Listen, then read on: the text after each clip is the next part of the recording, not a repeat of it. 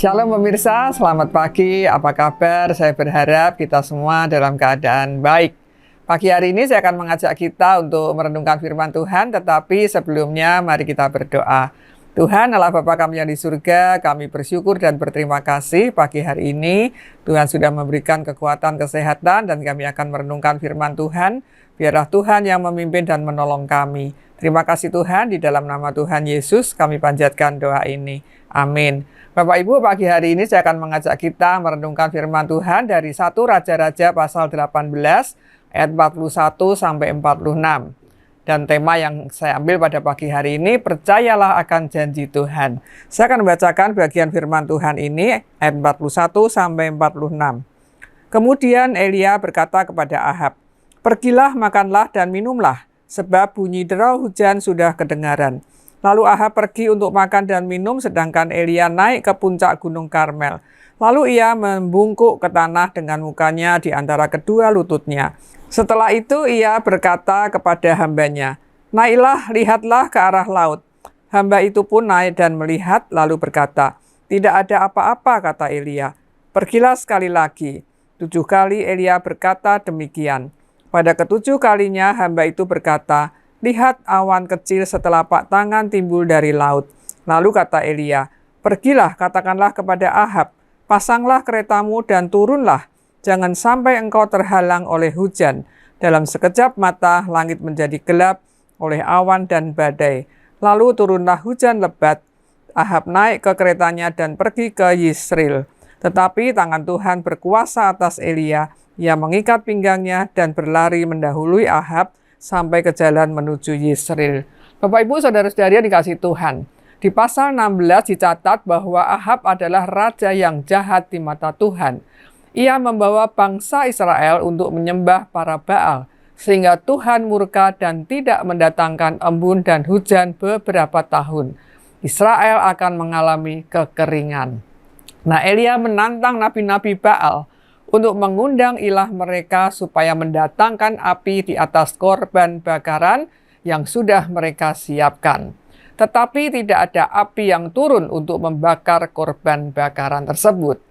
Tetapi ketika Elia berseru kepada Tuhan, api Tuhan turun melalap korban bakaran, kayu, batu, dan tanah, bahkan air dalam parit di sekeliling mezbah yang didirikan oleh Elia. Setelah melihat api Tuhan turun, maka seluruh rakyat Israel sujud dan berkata, "Tuhan dialah Allah, Tuhan dialah Allah." Terjadilah pembaharuan umat Israel yang tadinya mereka jauh dari Allah dan menyembah para Baal. Tetapi setelah peristiwa yang mereka lihat, mereka mengakui bahwa Tuhanlah Allah, sehingga membuat Tuhan berkenan untuk menurunkan hujan bagi Israel. Sekalipun tidak ada orang yang melihat ada tanda akan hujan, tetapi Elia dengan iman mendengar bunyi derau hujan. Kemudian Elia naik ke gunung Karmel dan membungkuk ke tanah dengan mukanya di antara kedua lututnya. Hal ini menunjukkan bagaimana Elia mendekatkan diri dan merendahkan dirinya di hadapan Tuhan. Lalu Elia memanggil bujangnya untuk melihat ke arah laut. Tetapi bujangnya berkata bahwa tidak ada apa-apa di laut tersebut. Elia terus berulang menyuruh melihat lagi sampai 7 kali. Dan tentunya Elia juga terus berdoa. Yang ketujuh, barulah si bujang melihat ada awan kecil setelapak tangan timbul dari laut. Dalam sekejap mata langit menjadi gelap dan turunlah hujan lebat. Bapak Ibu saudara-saudari, Tuhan tidak pernah ingkar akan janjinya. Tuhan akan menepati janjinya asalkan umatnya hidup setia dalam mengikut Tuhan dan hidup di dalam kebenaran. Bapak Ibu, di tengah kesulitan hidup, kita tidak dapat mengandalkan siapa-siapa. Hanya Tuhan yang dapat kita andalkan. Oleh sebab itu, percayakanlah hidup saudara kepada Tuhan. Mungkin saudara saat ini sedang bergumul dalam berbagai macam masalah kesehatan, mengalami sakit sudah sekian lama, tetapi belum sembuh. Mungkin juga saudara-saudari bergumul masalah ekonomi, sedang kehilangan pekerjaan, dan sulit untuk kembali mendapatkan pekerjaan. Mungkin saudara-saudari sedang bergumul di dalam masalah keluarga, ada ketidakharmonisan di dalam keluarga, percayakanlah akan janji pertolongan Tuhan. Tuhan pasti akan memberikan pertolongan sesuai dengan waktu dan kehendaknya buat umatnya yang sungguh hidup benar dan taat kepadanya.